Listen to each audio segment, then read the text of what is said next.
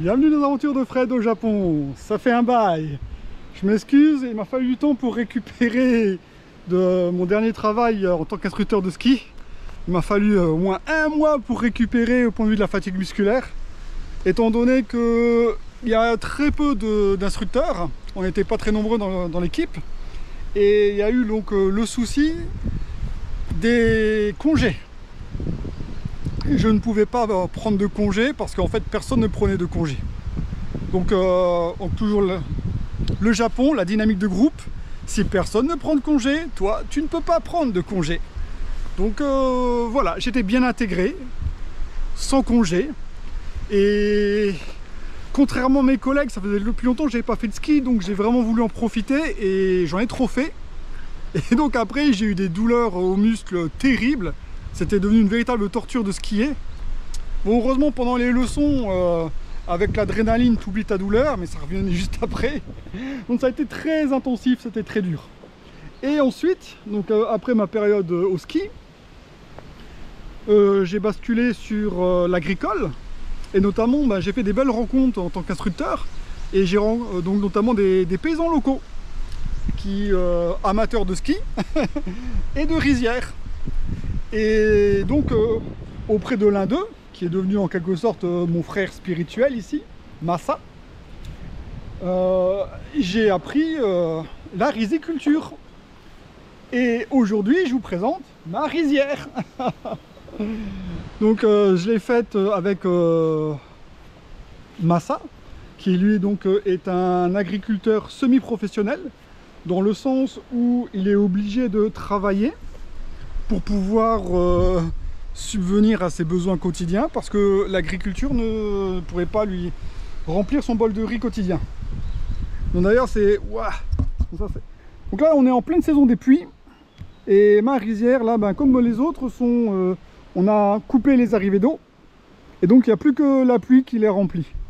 Donc là on s'enfonce bien dedans, et encore la mienne elle est très peu labourée, donc elle n'est pas très profonde. Mais bon, pour revenir un peu à la condition des agriculteurs au Japon, c'était très intéressant pour moi parce que comme ça, j'ai pu approfondir déjà ce que je savais déjà avec les malheureux agriculteurs japonais.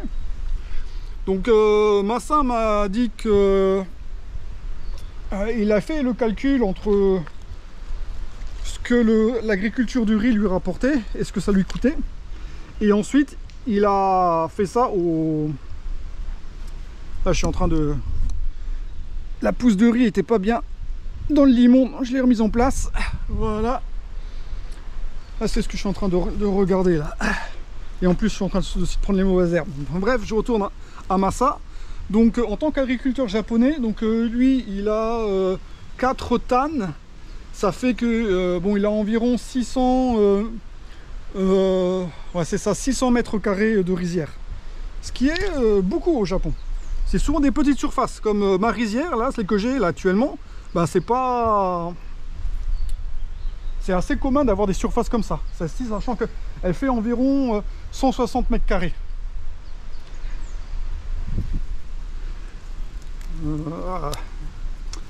Et voilà, donc Massa il a fait le calcul entre ce que ça lui coûtait et ce que ça lui rapportait. Et le résultat, en rapportant ceci après aux heures de travail, il a estimé que son heure de travail lui rapportait 20 centimes d'euros. Donc 20 centimes d'euros de l'heure. Et j'ai beaucoup partagé de son quotidien dernièrement. Et vraiment, agriculteur au Japon, c'est un métier extrêmement physique.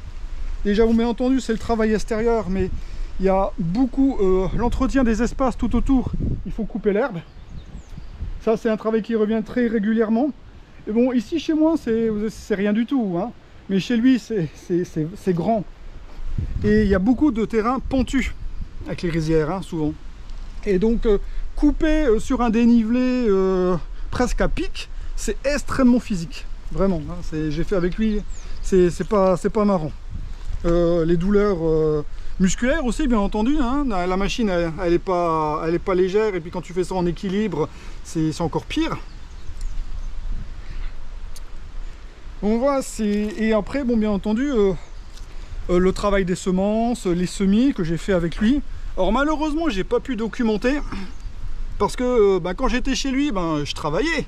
Et donc je pouvais pas sortir la caméra et commencer une vidéo. Enfin, j'ai pris la caméra avec en me disant si j'ai le temps, à 10 minutes vite fait. Mais non, il n'y a même pas eu 10 minutes. Hein. Il n'y avait pas une seconde de répit. Hein. C'était extrêmement intense comme travail pour les semis.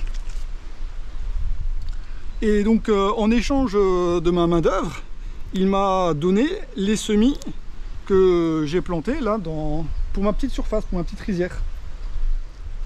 Bon voilà, en plus j'étais content parce que quand j'ai rencontré Massa, lui aussi il est instructeur à temps partiel à la station de ski. Et donc lui il me disait que justement il était quasi bio. Je dis super, c'est bon, moi forcément sensibilité écologique, j'ai pas envie de manger un produit qui est complètement arrosé de pesticides. Et oula, je m'enfonce. Regardez l'équilibre ici. Hein. Je trouve une petite place pour la petite pousse là. L'endroit où il n'y en a pas trop. Voilà, donc j'ai fait les semis avec lui, notamment parce que contrairement à d'autres personnes, d'autres paysans que je connaissais qui eux, je sais qu'ils sont complètement dans le conventionnel, je dis mais c'est cool, Massa il est bio.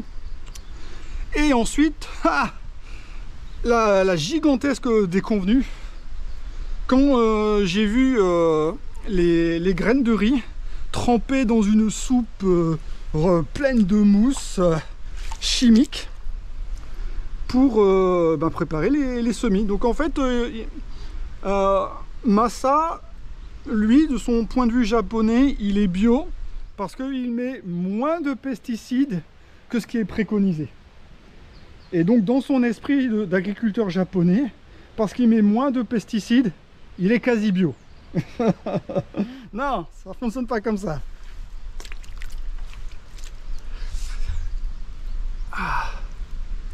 Voilà. Alors, à chaque étape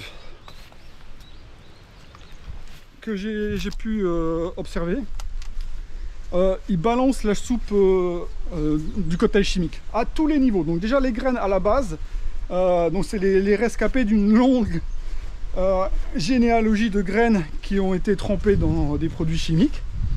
Et donc elles n'y échappent pas. Donc avant les semis, elles trempent dans la soupe.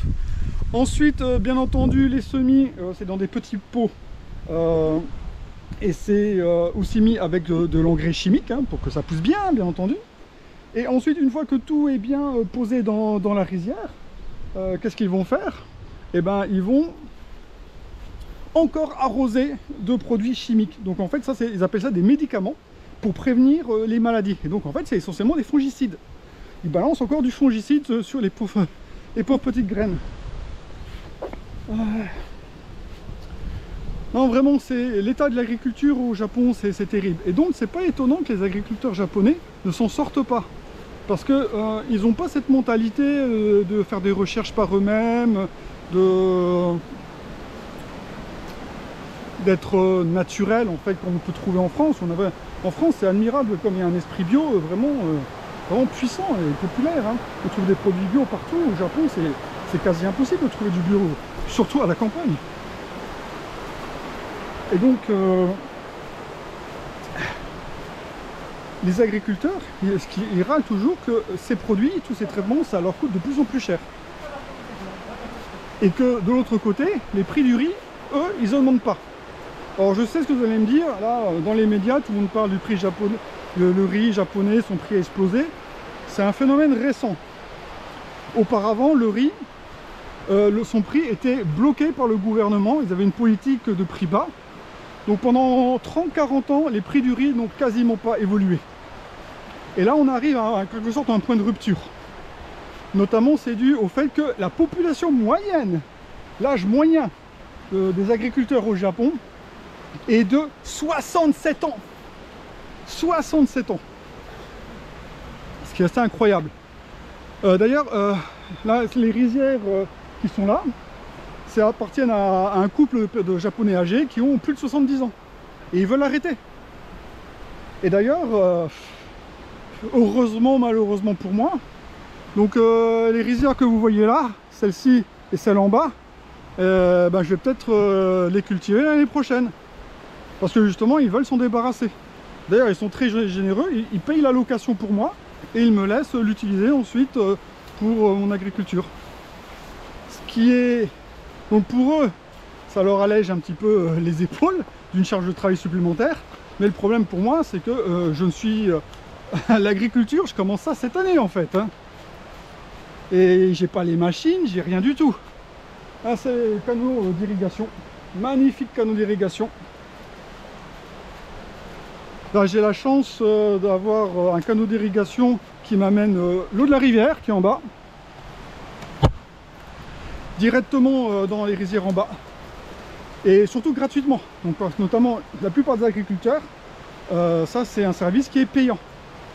Donc mon pote, Massa, lui, ça lui coûte environ 200 € par an le service d'accès à l'eau.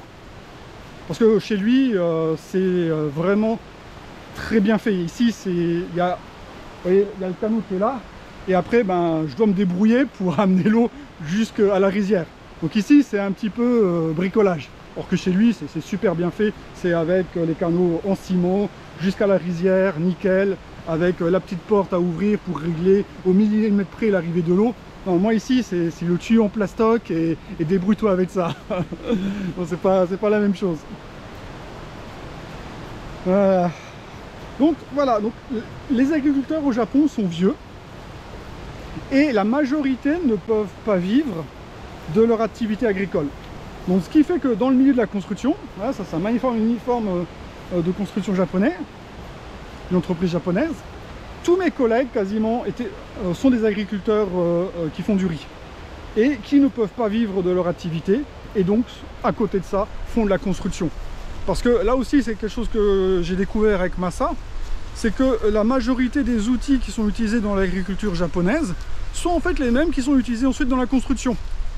Donc c'est là où je m'étais étonné un petit peu. Oh, il y a du chevreuil là-haut, ça bouge. Oh oui, ils sont beaux. Ah, je pense pas que vous allez voir. Hein. Ah, les chevreuils. Ça aussi, c'est une plaie au Japon pour les agriculteurs. Des braves bêtes, mais quand elles viennent saccager les champs et brouter les pousses, bon, ça forcément on n'est pas content ici. Donc c'est pour ça qu'il y a des pièges ou des barrières qui sont ni plus ni moins des pièges, parce que quand les chevreuils se retrouvent leur bois emmêlé dans les filets, ils restent piégés et ils meurent de faim et de soif. C'est pas, voilà, c'est pas une belle mort, les pauvres. Mais bon, il n'y a pas de chasseurs au Japon. Pas de chasseurs parce que l'obtention, le droit d'avoir un fusil, c'est combien de temps? Je crois que c'est 2 ou 4 ans d'apprentissage avant d'avoir droit à un fusil. Et il faut faire l'apprentissage auprès d'un chasseur qui lui-même a déjà reçu son diplôme. Et ensuite, chaque munition tirée, tu dois faire une déclaration. C'est extrêmement strict au Japon hein, pour tout ce qui touche les armes à feu. Donc ça freine les vocations. Vraiment.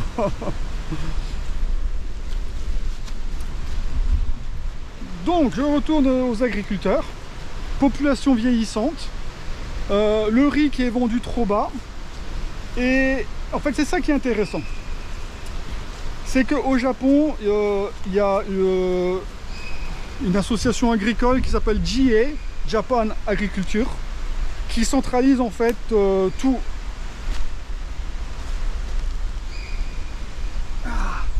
Et là, qu'est-ce que je trouve? Un super petit triton. Il y en a beaucoup qui vivent ici dans l'eau. Et ceux-là, ils s'appellent Akabelo. Parce que, hop, leur ventre, il est rouge. Magnifique. Jolie petite bête. J'en ai, quand j'en trouve comme ça, j'ai mis ensuite dans ma rizière. Voilà, c'est un petit peu loin, je vais le laisser là, tranquille. Donc, je reviens au sujet. Donc, Japanese Agriculture, JA, comme on dit ici au Japon. En fait, c'est une office gouvernementale et c'est elle qui est à l'origine du malheur des agriculteurs japonais ici. C'est parce que c'est cet office qui déjà qui commercialise tous les produits et qui de surcroît produit les manuels de formation pour les agriculteurs. Donc mon pote Massa, lui il pense qu'il est bio parce que par rapport au manuel qui est produit par JA, eh ben, il utilise moins de produits chimiques.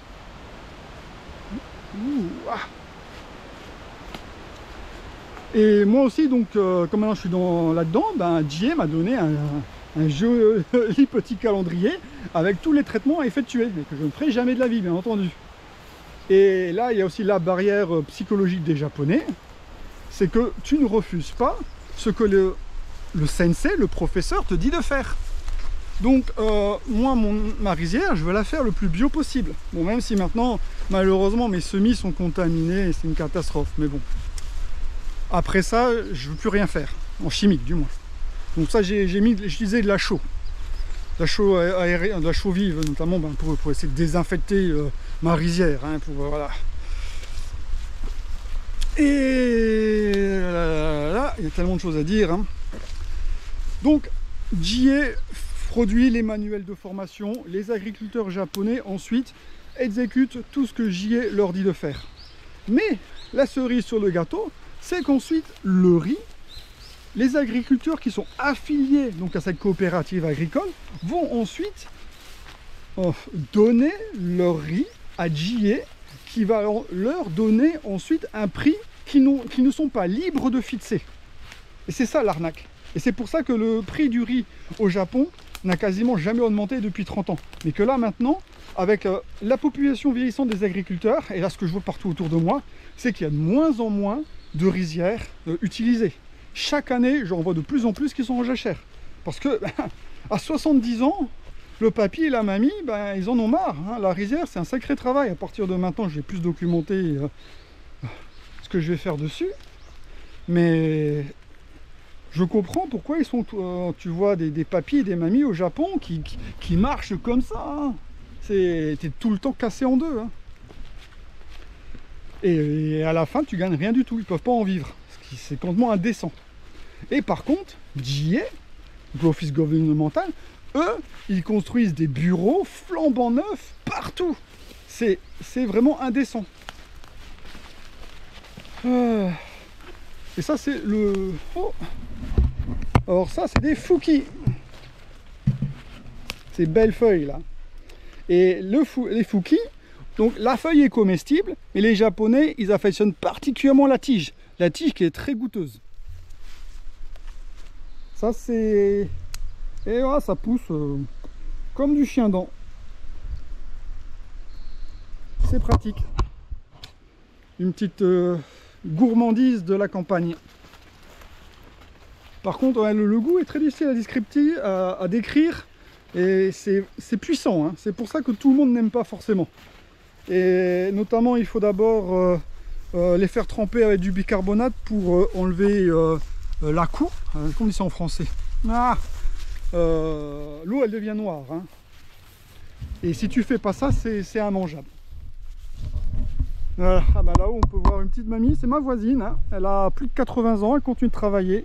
Donc la GoPro, on la verra pas trop. Hein, mais... Vous pouvez peut-être voir la silhouette courbée en deux. Là, c'est typique de la campagne japonaise. Il n'y a pas vraiment de village. C'est un habitat dispersé le long des sources en eau, donc le long des rivières. Tout pour des rivières, pour justement l'usage de l'eau pour les rizières. Donc ça, c'est le genre de campagne que la jeunesse japonaise veut fuir à tout prix parce que ben il n'y a rien. Il n'y a strictement rien. Voilà, ça, c'est ce que vous pouvez voir partout au Japon, du nord au sud. Ce genre de paysage, la campagne. Il n'y a rien. Il n'y a pas un magasin, il n'y a pas... Et puis avec la population déclinante, il n'y a plus beaucoup de relations sociales aussi. Donc là, mes voisins sont super contents de voir venir, entre guillemets, deux jeunes. Hein, je rappelle la population, l'âge moyen est 67 ans ici. Donc des gens qui ont dans la quarantaine, c'est jeune pour eux, hein, du sang neuf. Et puis en plus, ils sont très contents de voir que je fais une rizière. En fait, je suis comme eux. D'ailleurs, quand j'ai planté ma rizière, bon, je l'ai plantée à la main, pas à la machine. Hein. Donc ça aussi, c'est quelque chose qui est rare de nos jours. Et ça m'a fait chaud au cœur que mes voisins, que je ne connais pas encore officiellement, parce que je n'ai pas emménagé ici encore officiellement. Donc on n'a pas eu l'introduction officielle avec l'échange de cadeaux. Donc c'est pour ça que nous ne nous connaissons pas officiellement. On ne s'est pas présenté avec les formules de politesse rituelles pour s'introduire mutuellement. Et mes voisins donc, sont venus m'encourager quand j'ai planté ma rizière à la main. Et ça m'a vraiment fait chaud au cœur parce que c'était sympathique de leur part. Là, c'est le petit temple local. Vraiment pas touristique, hein. Quelques planches, un hôtel, des statues. Et bon, je suppose qu'il y aura certainement des activités ici avec les voisins. Il y a des beaux rochers. Hein. Ouais, attention à les voir, est-ce qu'on voit les rochers? Et donc pour en revenir au riz, ben, ce qui se passe maintenant, c'est que le riz est devenu rare. Et comme c'est devenu rare, et ben, son prix explose. Et donc en particulier, le riz typiquement japonais. Hein. Ils peuvent toujours en importer de Thaïlande, mais c'est pas populaire. Je trouve qu'il y a un goût genre basmati, genre de choses. Ça, ils aiment pas les gens. Le riz parfumé, ils aiment pas. Et donc finalement, le Japon se retrouve dans une situation catastrophique où leur élément de base, le riz, qui est vraiment sans riz, le Japon n'existe pas. Hein. Tout est lié au riz. Hein. Tout leur rituel, le Shinto aussi, c'est connecté au riz. Les Japonais, la vie, c'est le riz. Hein. Eh bien, ce fameux riz japonais est en train de disparaître. Notamment parce que les jeunes ne veulent plus faire les travaux d'agriculture. Et que même s'ils voudraient reprendre, ce ne sont pas des travaux qui sont... c'est pas des travaux qui payent en fait. Il faut vraiment avoir une passion pour l'agriculture pour pouvoir se lancer là-dedans. Parce que sans cela, c'est pas la peine. C'est trop de souffrance pour trop peu de résultats.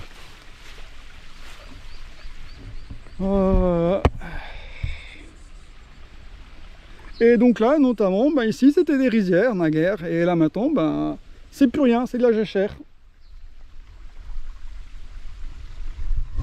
Et ça, c'est maintenant le paysage classique de la campagne au Japon.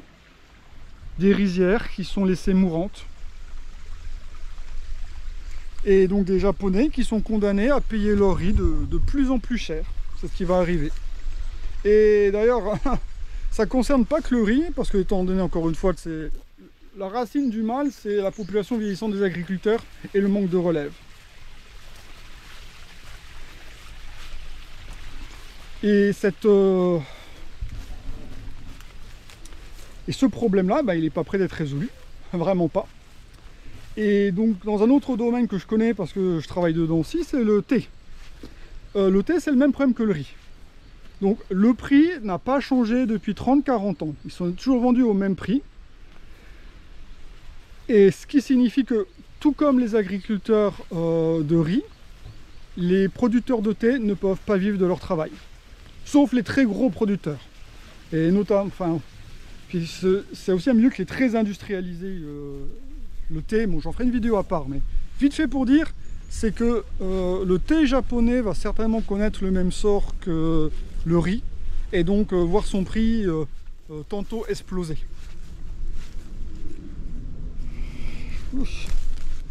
C'est inéluctable, parce que là aussi, la production de thé est en train de s'effondrer. Il n'y a pas de relève. Tous les vieux paysans qui ont plus de 70 ans, même 80 ans, j'en connais, ils ont 80 ans, ils font encore le thé. Mais il n'y a pas de relève. Et donc ils cherchent des gens pour racheter leur champ, et sinon ils vont tout arracher. Et ça, c'est une catastrophe, parce que c'est une richesse, une biodiversité qui risque de disparaître. Véritable catastrophe, il y a beaucoup de variétés locales. Et pour en revenir donc au sujet donc, de l'autonomie alimentaire au Japon, il y a aussi une chose qui m'a fait froid dans le dos quand j'ai découvert ça, c'est qu'au Japon, 90% des semences viennent de l'étranger.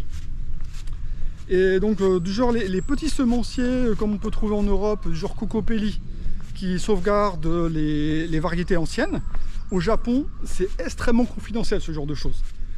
Certaines personnes accordent de la valeur à ces semences, mais elles sont rares.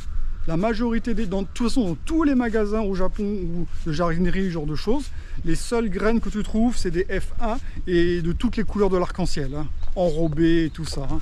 Pour eux, c'est à quoi ressemblent les graines.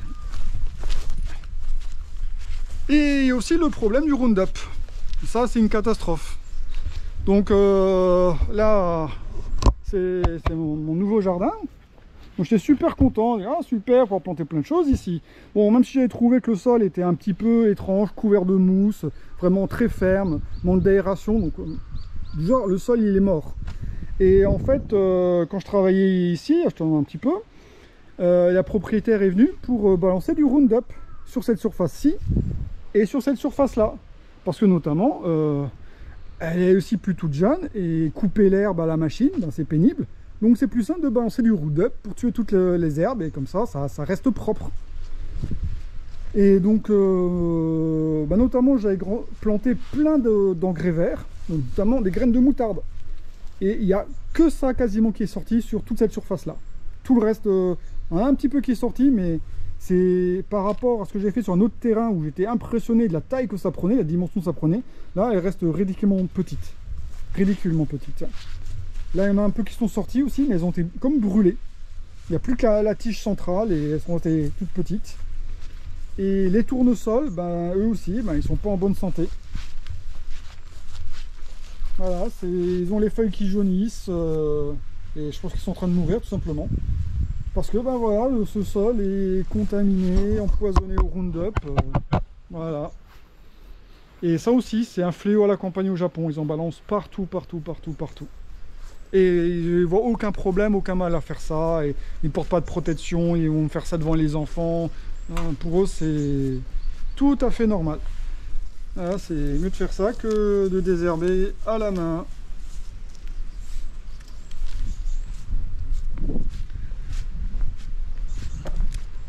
Bon, tous ces facteurs conjugués, ben, ça explique cette explosion du prix du riz au Japon et c'est pas près de s'arrêter. Vraiment, c'est pas près de s'arrêter. J'espère quelque part que l'augmentation du prix va déclencher des vocations chez des jeunes en se disant oh, tiens, le riz finalement ça peut être un bon business.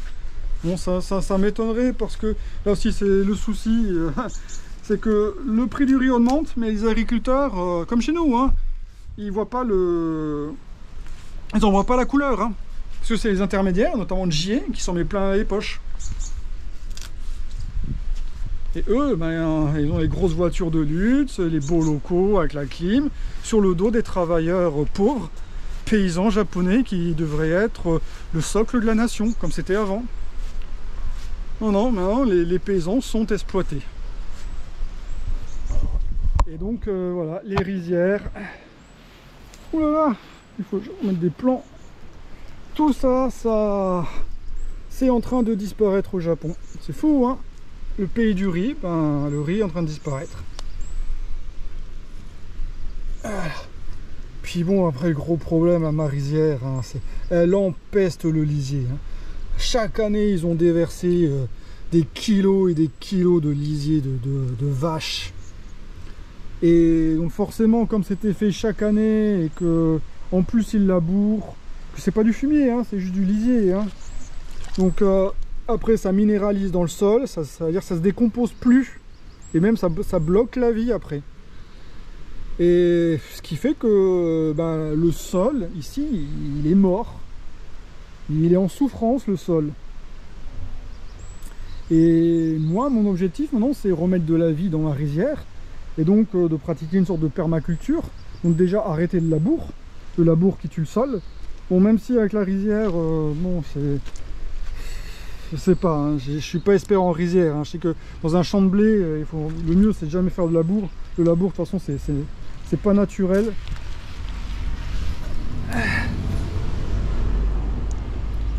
Et donc déjà, je vais pailler toute ma rizière. Toute la paille de ma récolte va partir en couvert. Ça va les choquer, hein, encore une fois, parce que c'est une chose, la paille, généralement, ils la brûlent. Ils savent plus quoi en faire de la paille. Ils brûlent la paille de riz.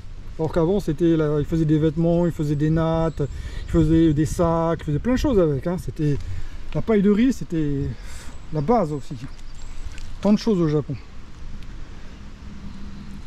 Voilà le paillage pour mettre là. Ah, et puis le gros problème au Japon, c'est leur mentalité de groupe. Si tu es le seul à faire, par exemple, ne pas mettre de produits, tout le monde me demande hein, si j'ai mis des engrais, si je mets des choses. Ils estiment que si je mets pas d'engrais, je suis pas sérieux. Que si je mets pas de pesticides, je suis pas sérieux. C'est problématique cette mentalité où ils sont vraiment tous, ils sont tous dans le même moule. Donc ça sera difficile. Bon, j'ai la chance en tant qu'étranger, ça sera plus difficile pour eux de m'approcher. Ils savent pas comment communiquer avec les étrangers, même quand les étrangers parlent japonais, c'est toujours compliqué pour eux parce que je maîtrise pas les codes sociaux. Et c'est vrai, hein, je maîtrise pas les codes sociaux. Il faut vraiment être né au Japon pour maîtriser leurs codes.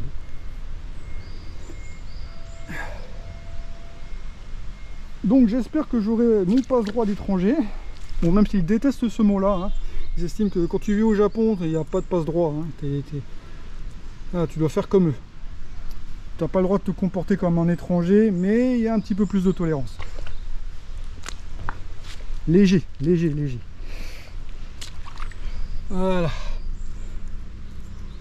Donc là, c'est comme on a planté ça à la main, et puis ces temps-ci, ben, c'est la saison des pluies, donc les précipitations sont très fortes.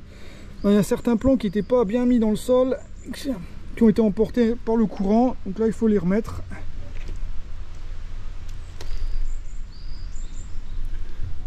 Voilà.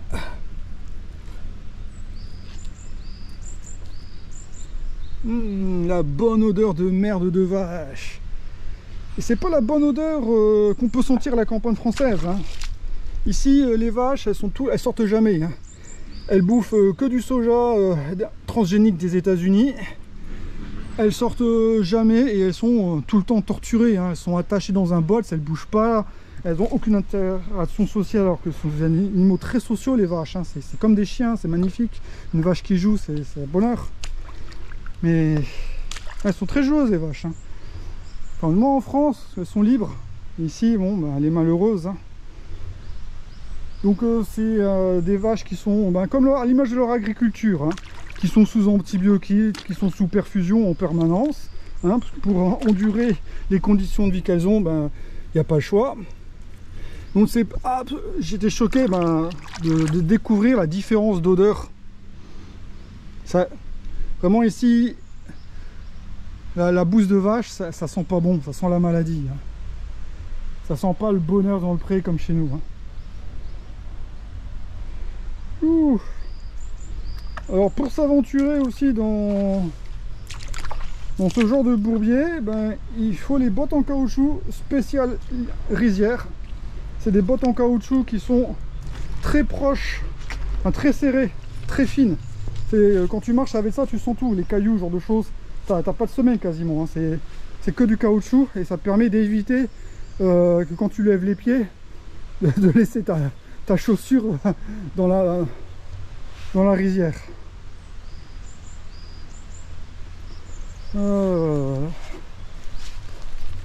Donc là, il va faire plein d'expérimentations, notamment je voudrais essayer d'utiliser des purins végétaux comme traitement du moins préventif et puis éventuellement curatif, notamment le purin de prêle qui paraît-il est très bon contre les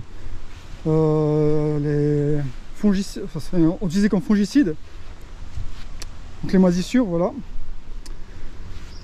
Et après des purins un petit peu plus exotiques du genre purin de Artemisia Ça pousse très bien au Japon, et comme c'est une plante qui est excellente pour la santé humaine, ben, quelque part je me dis ça peut être bon aussi pour les plantes.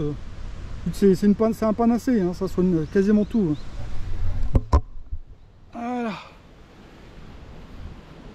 Donc ça a été une super expérience. Je suis très content de pouvoir expérimenter la rizière, parce que ça permet aussi de sentir beaucoup de choses par rapport aussi à l'esprit japonais. Ils adorent planter des lignes bien propres, bien droites. C'est ce côté très régulier, très rigoureux. Ça c'est typiquement japonais.